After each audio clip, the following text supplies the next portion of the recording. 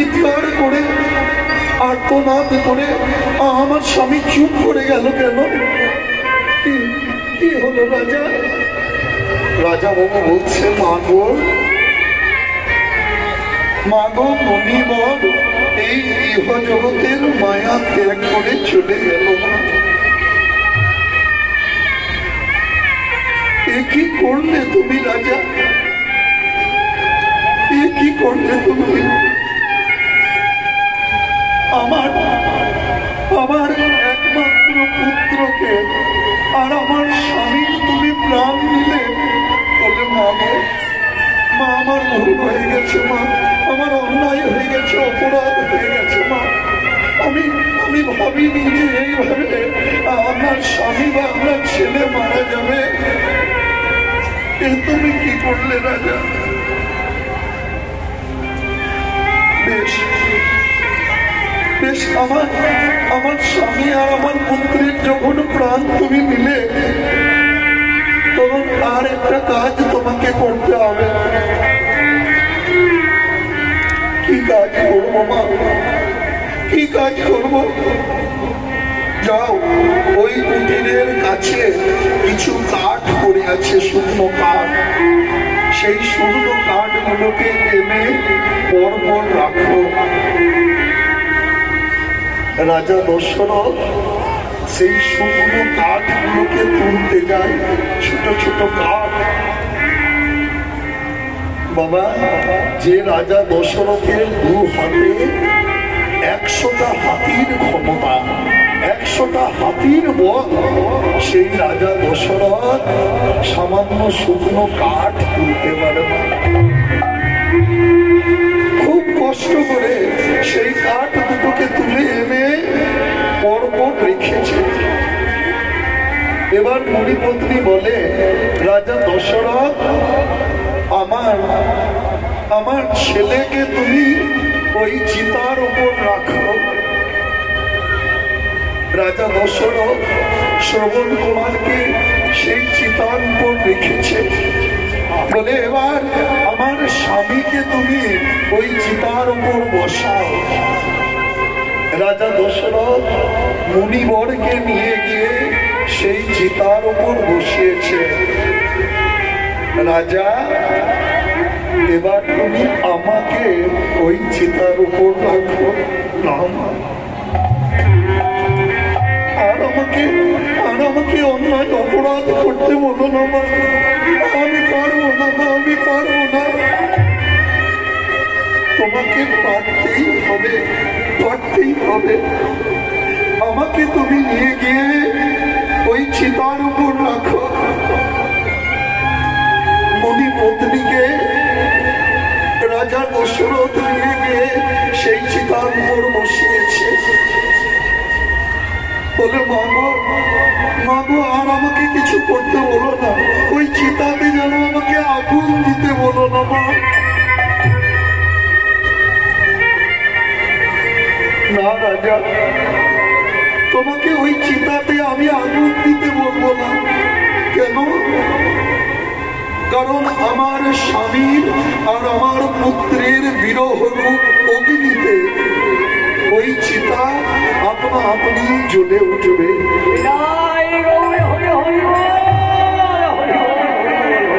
দেখতে দেখতে ধুধু ধুধু দাও দাও দাও দাও করে সেই চিতা জ্বলে উঠল। সেই আগুনে একসঙ্গে পুড়তে লাগলো মণিপত্নী আর মণির পুত্র শ্রবণ কুমার। আগুনে পুড়তে পুড়তে মণিপত্নী বলে, রাজা দশরথ, বড় আশা ছিল যে এই ছেলের হাত দিয়ে মুখে আগুন নিয়ে আমরা স্বামী স্ত্রী দুজনে স্বর্গে যাব। আমাদের ছেলের হাত দিয়ে মুখাগ্নি পেয়ে আমরা দুজন স্বর্গগত হব। কিন্তু তার হলো না রাজা। সেই শখ, সেই ইচ্ছা আর আমাদের পূর্ণ হলো না। তা তোমাকে ভেবেছিলাম কোনো কথাই বলবো না, কোনো অভিশাপ দেবো না, কিন্তু একটা কথা না বলে পারছি না রাজা। যেভাবে এই পুত্রের শোকে আমাদের দুজনের স্বামী স্ত্রীর প্রাণ বের হলো, সেইভাবে একদিন ওই পুত্রের জন্য কেঁদে কেঁদে পুত্র বিরহে রাজা দশরথ তোমারও মৃত্যু হবে।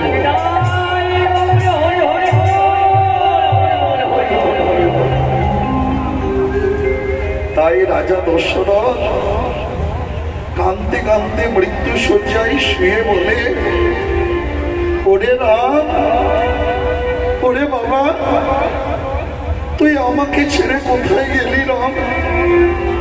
অযোধ্যার রাজা করব ভেবেছিলাম তোকে, কিন্তু বাবা তোকে না পেয়ে যে আমি আর থাকতে পারছি না রাম। ওরে বাবা, আর আমি বাঁচব না রে রাম তোর বিরহে। ওগো তোমরা কেউ কইকেয়ীকে দোষারোপ করো না। আমার মৃত্যুর জন্য কইকেয়ী দায়ী নয়।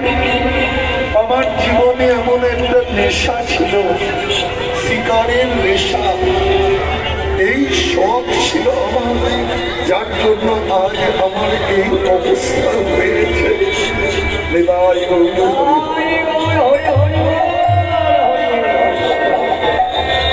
তার জন্য যদি কোনো নেশা করতে হয় বাবা, কোনো শখ যদি রাখতে হয়, তা সেটা বই পড়ার শখ, গ্রন্থ শাস্ত্র পাঠ করা, আর নয়তো একটু করে প্রভুর চরণ ভজনা করা।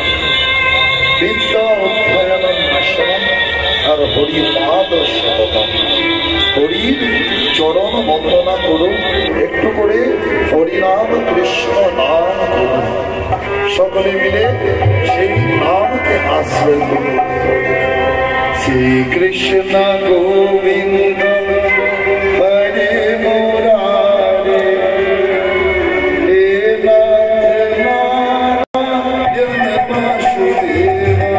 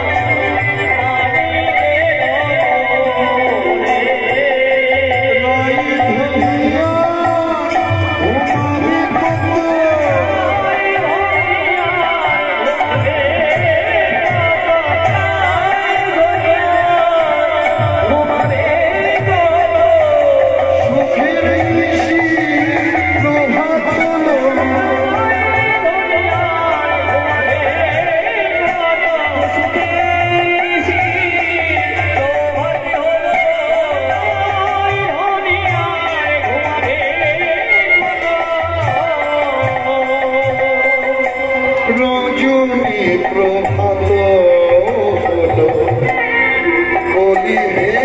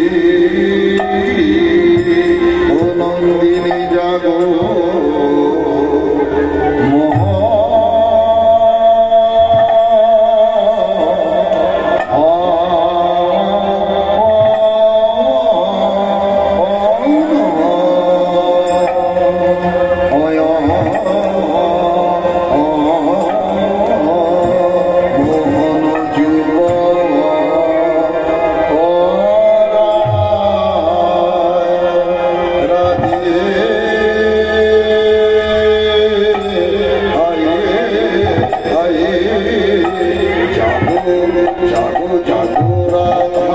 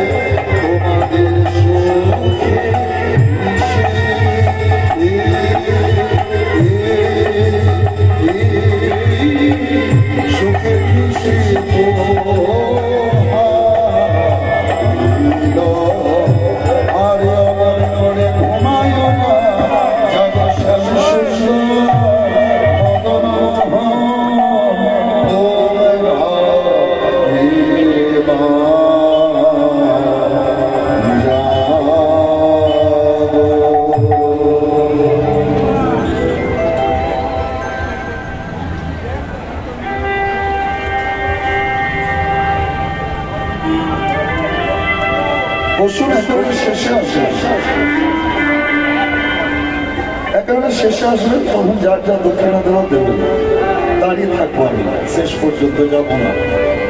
দেখছেন তো কাঁধে বইতে এসে বামন বলছে না নিয়ে যাবো না, একটু ধৈর্য ধরে থাকলে ব্রাহ্মণ যদি চাইতে লজ্জা করে না খেয়ে মরবে, না খেয়ে মরবে।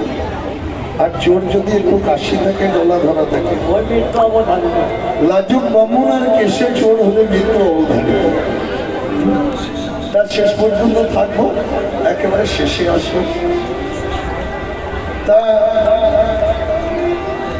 সবাই মিলে কি বলে আজকে রাধা গোবিন্দকে জাগানোর জন্য শাড়ির বচনে সুখ বড়ে চালু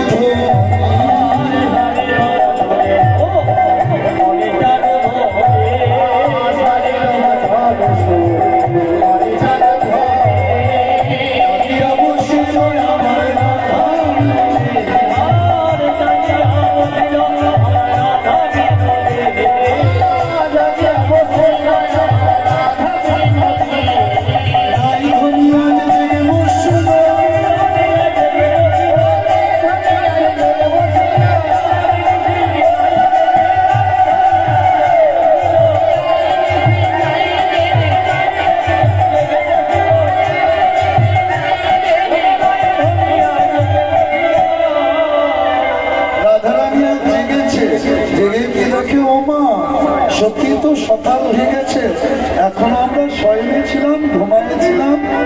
তাই গোবিন্দকে জাগানোর জন্য কি করলেন মা, আজ সুবাসিত জলে আমি বধূ বদন পাখালে,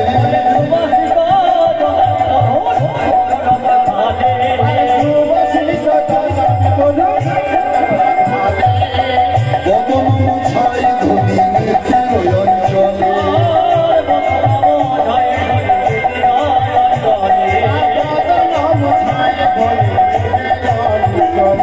মরে যায় কি সেই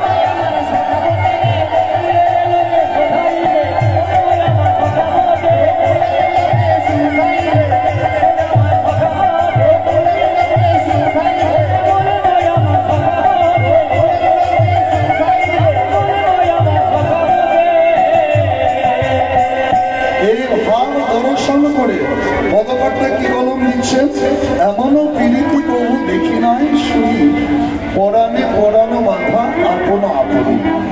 দুধেতে জলেতে প্রেম সে হয় হেনা নয়, উঠলে ওঠে দুধ জল দিলে স্থির হয়।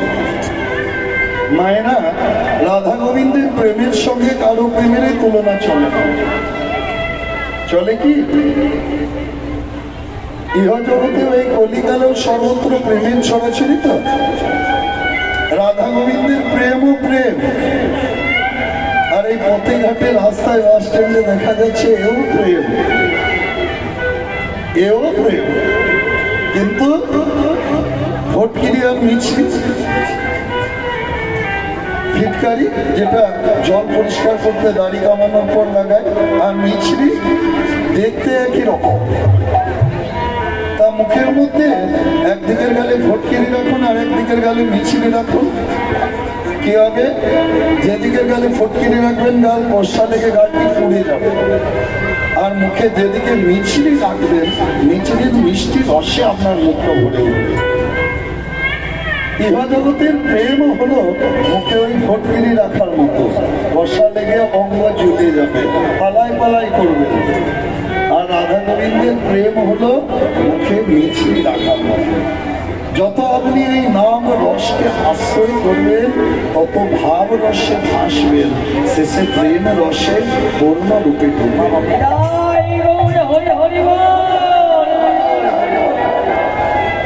আর এখন বিশেষ করে মোবাইল, ফেসবুক, হোয়াটসঅ্যাপের যুগে তো আই লাভ ইউ এর ছড়াছড়ি, আই লাভ ইউ আর আই লাভ ইউ টু এর ছড়াছড়ি। হ্যাঁ, কিন্তু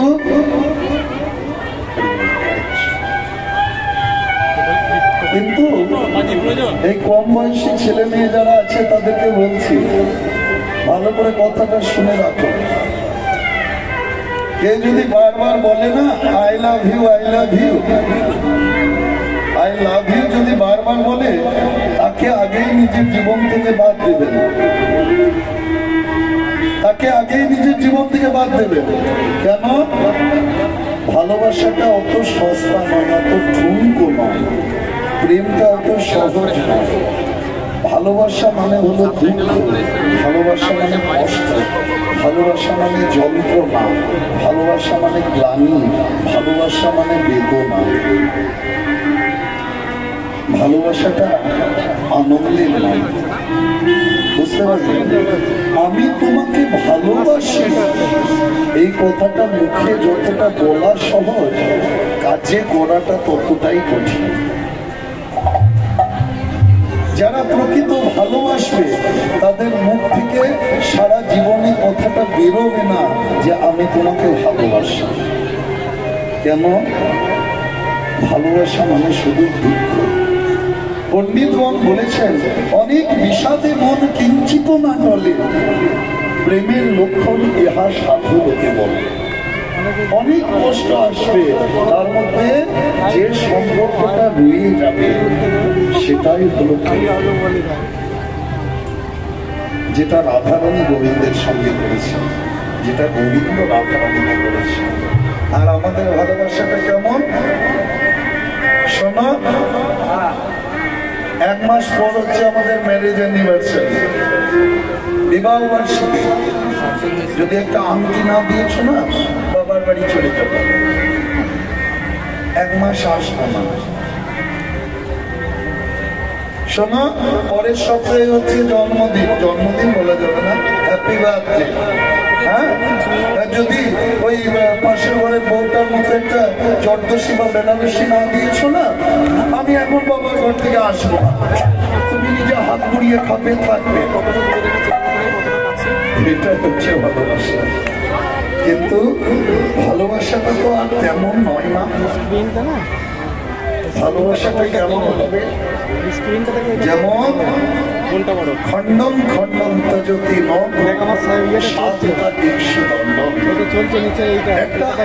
গাছকে যদি কেটে কেটে খণ্ড খণ্ড টুকরো টুকরো করে দেওয়া যায়, তবু আখের শেষ কণাটি তার মিষ্টি রসকে কখনো পরিত্যাগ করে না। প্রেমটা কেমন হবে? যেমন হৃষ্টম হৃষ্টম যদি চন্দন চারু বন্ধ, একটা চন্দন কাঠকে যদি ঘষা হয়, ঘষতে ঘষতে কাঠটি যদি ক্ষয়ে যায়, তবুও কাঠের শেষ কণাটিও তার সৌরভকে, তার সুগন্ধকে কখনো পরিত্যাগ করে না। প্রেমটা কেমন হবে? যেমন দগ্ধং দগ্ধং যদি কাঞ্চন কান্তি বর্ণন, একটা কাঞ্চনকে, একটা সোনাকে যদি গোলানো হয়, পোড়ানো হয়, তবুও সোনা তার স্বর্ণ কান্তিকে, উজ্জ্বলকে, উজ্জ্বলতাকে কখনো পরিত্যাগ করে না। যেমন ধূপ নিজে জ্বলে পুড়ে শেষ হয়ে যায়, কিন্তু তার সৌরভকে, তার সুগন্ধকে মিলিয়ে যায়। রাধারানী এত কষ্ট পেলেন গোবিন্দের জন্য, কিন্তু তবুও শেষে কি বললেন? প্রভু এই করেছ ভালো মিঠুর মিঠুর এই করেছ ভালো,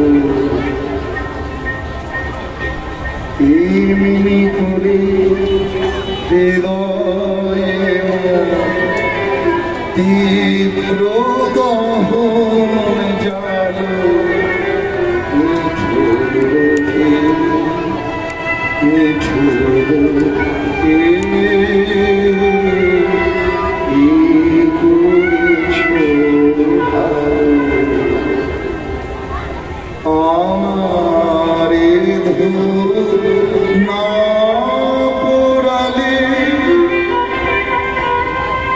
গন্ধ কিছুই নাহি ভালে, আমার দিন না জানালে দেয় না কিছুই আলো,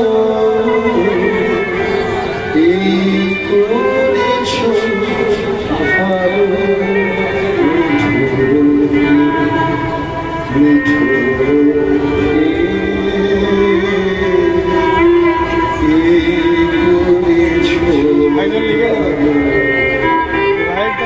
আমি দেখছি,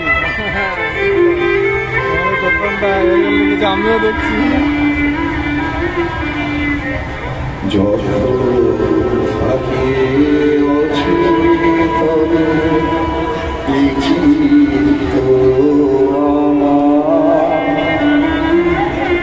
আঘাত সেজে পরশ সেই তো পুরস্কার, যখন থাকে অচিন্তনী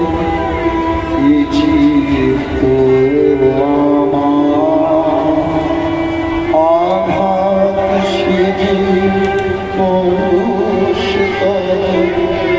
সেই তো পুরস্কার, অন্ধকারে মহিলা যে চোখে তোমায় দেখি না যে, বজ্রিত আগুন সম আমার যত কালো, এই করেছ ভালো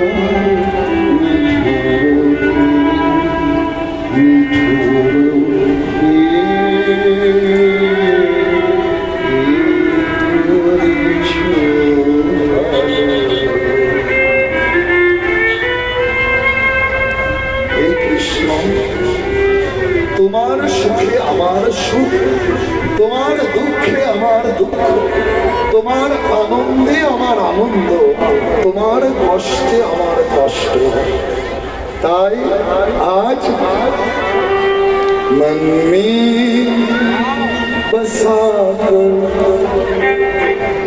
तेरी मूर्ति उतारों में गिरकर तेरी आरती मन में बसा तेरी मूर्ति उतारों में गिरकर तेरी आरती সকলে করতালি দিয়ে সকলে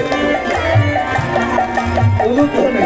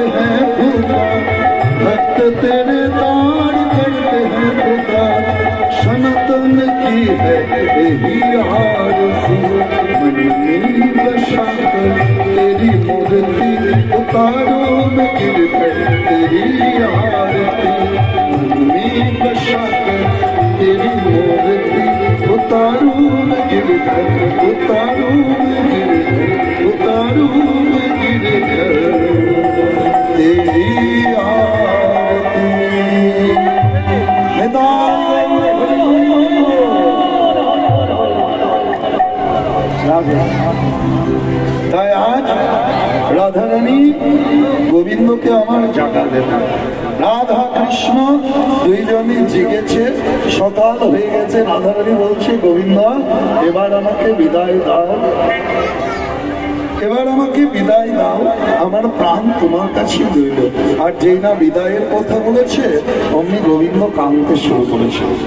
আর গোবিন্দের কান্না দেখে তখন রাধারানী বলে, বধূ তুমি অমন করে কেঁদো না, ওই পরাণ বধূ তুমি তুমি কাঁদছো কেন?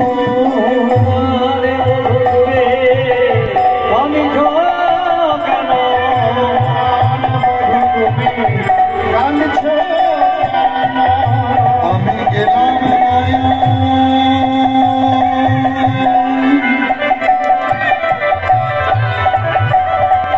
আর যাব না গো, কারণ কাঁদছো কেন?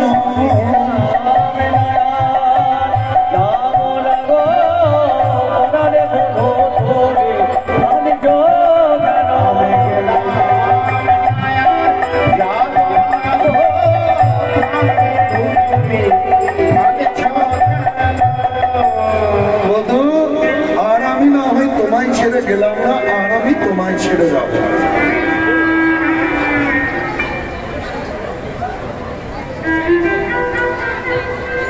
আর যেই না বলেছে যাব না, অমনি গোবিন্দ আমার রাধারানীকে সাজাতে। কেমন? হরি নিজ আচরে রায় মুখ মোছে,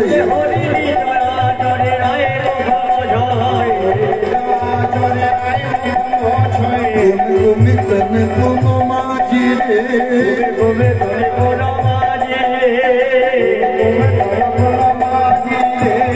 অলকাতি লকাতি সিদ্ধি বানাওলা,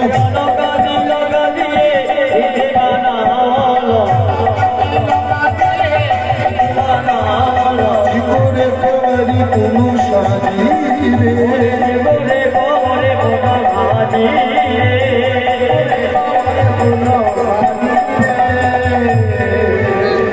মা মা কুকটাতে কত আছে?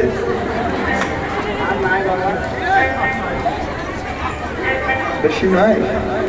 আচ্ছা থাক থাক থাক, খেয়েছে না।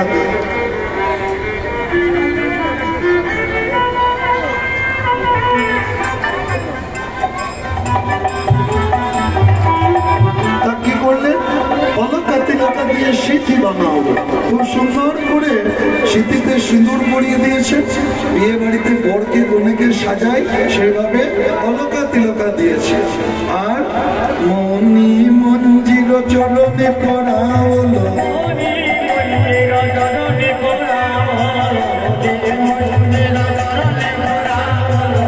পরে দেও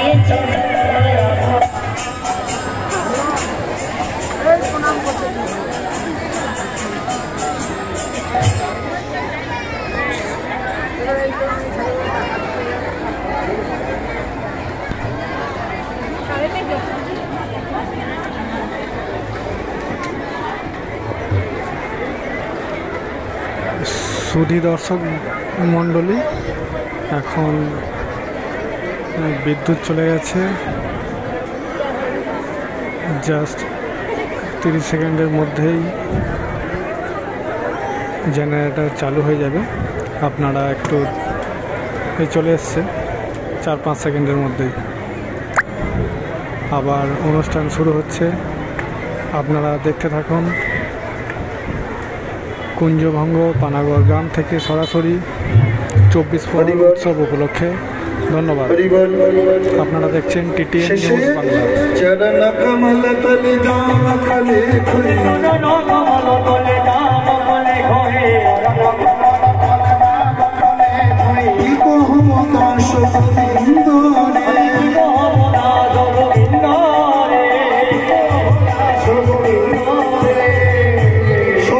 সাজানো হয়ে আমার সব অঙ্গই তো সাজালে, ওই তুমি আমার বেনি বেঁধে দিলে না, তুমি আমার চুল বেঁধে দিলে না। মাধব তুমি বেনি বেঁধে দাও হে, বেনি বেঁধে দাও হে,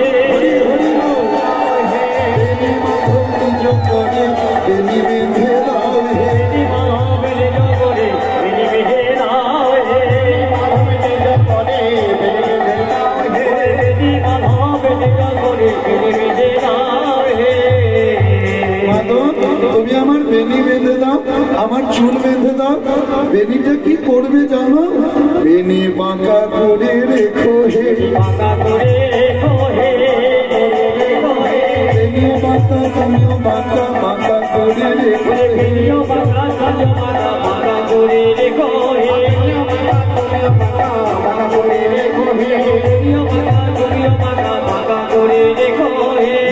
তুমি দিবে বাঁকা বাঁকা করে রেখো হে,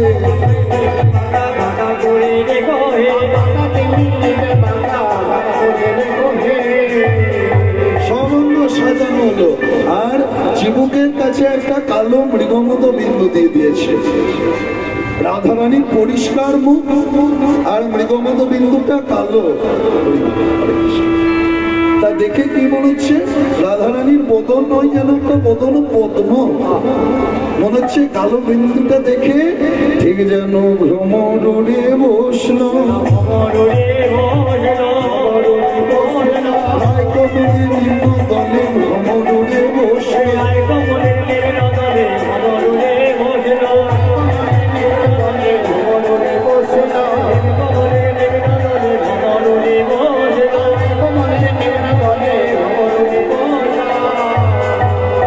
মৃগমত বিন্দু কালো, গোবিন্দ কালো। মনে হচ্ছে কি রাধারানীর ওই বদন পদ্মে ঠিক যেন শ্যাম ভ্রমরায় বসে পড়ে,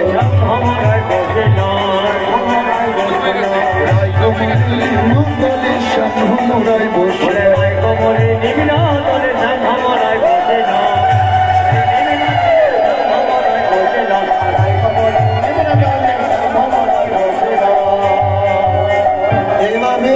সবঙ্গ সাজানো হলো। রাধারানী বলছে, গোবিন্দ সবঙ্গই তো সাজালে, আমার মন ছোট কেন? আমার মনটা বিষণ্ণ কেন? বলে রাধে অনেক দিনের একটি ইচ্ছা আছে। বলো তোমার কোন ইচ্ছা এই দাসী পূরণ করতে পারেনি? আমি তো আমার বলতে যা কিছু সব তো তোমাকে দিয়েছি। বলে রাধে তোমার ওই চরণে আলতার পাশে পাশে আমি যদি কৃষ্ণ কৃষ্ণ কৃষ্ণ নামটি লিখতে পারতাম তাহলে আমি ধন্য হতাম। এই ইচ্ছা, চরণে আলতার কাছে কৃষ্ণ নাম লেখার ইচ্ছা। রাধারানী গোবিন্দের কোলের উপর পা দুটিকে চাপিয়ে দিয়েছে। আর গোবিন্দ রাধারানীর চরণ দুখানি নিজের পুরো পর্যন্ত সায়র করে কি করছে? কৃষ্ণ কৃষ্ণ নাম লিখতে যাচ্ছে আর হাতটি কেঁপে কেঁপে উঠছে, কিছুতেই পারছে না। বলে কি হলো? মাধব লিখো। বলে রাধে রাধে আমি পারলাম না, রাধে আমি পারলাম না, তোমার প্রেমের প্রতিদান আমি দিতে পারলাম না। তোমার প্রেমের সাগরে স্নান করলাম, তোমার প্রেমের পাথারে সাঁতার কাটলাম, তোমার প্রেমের সাগরে আমি ডুব দিলাম, কিন্তু ডুব দিয়েও তোমার ওই প্রেমের গভীরতা আমি খুঁজে পেলাম না।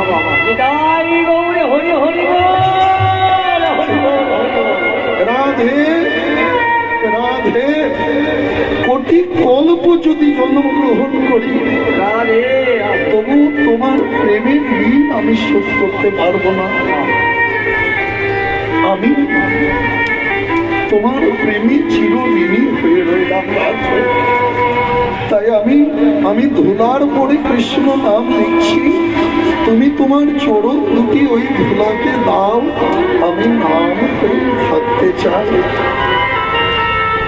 রাধে গো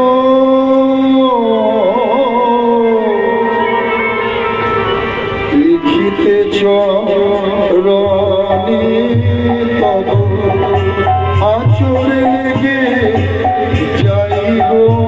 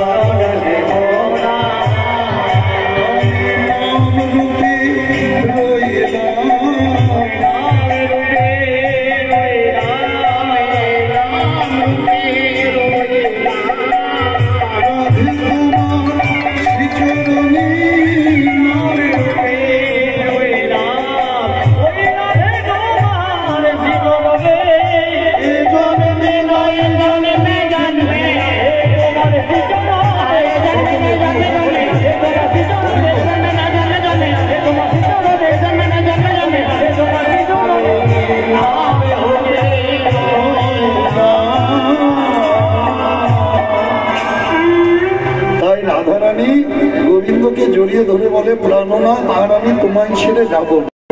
আর গোবিন্দ আমার রাধারানীকে বলছে রাধে